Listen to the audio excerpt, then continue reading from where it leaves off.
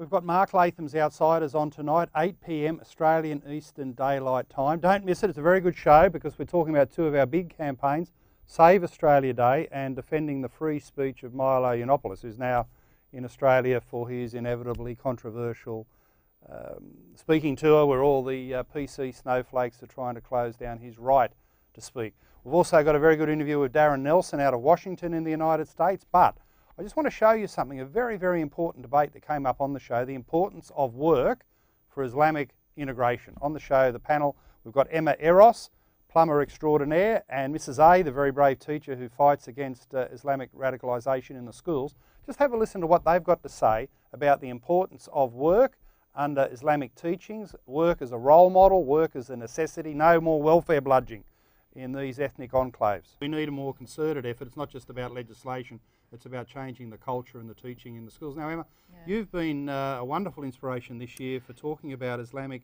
integration, not just an inspiration for all women, but in particular from an Islamic background. What is the key to cultural and community integration? Look, I mean, Islam encourages people to work. It encourages them to work, and I'm just going to read this out. It's considered necessary to establish an equilibrium between one's individuality and social life skills. The Quran instructs Muslims to persistently to work wherever, whenever, right?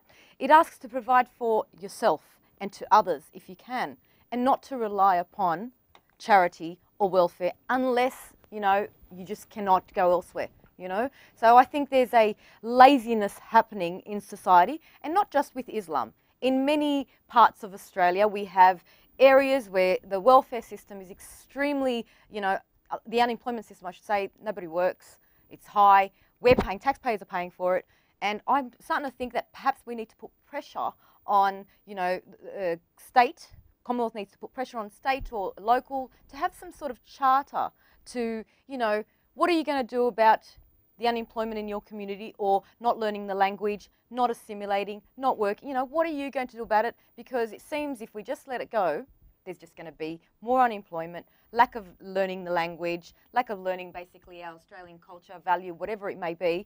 It's not happening. There needs to be put, you know, pressure on somebody. Somebody has to own up. I think most people would be wondering, how is it that, given the nature of this Islamic teaching about the virtues of work, you've taken on the message with your very successful career as a businesswoman and a plumber, but we all know of, particularly in our major cities, whole suburbs that are riddled with welfare dependency. We know the communities there are Islamic. What's gone wrong with them? You know what it is?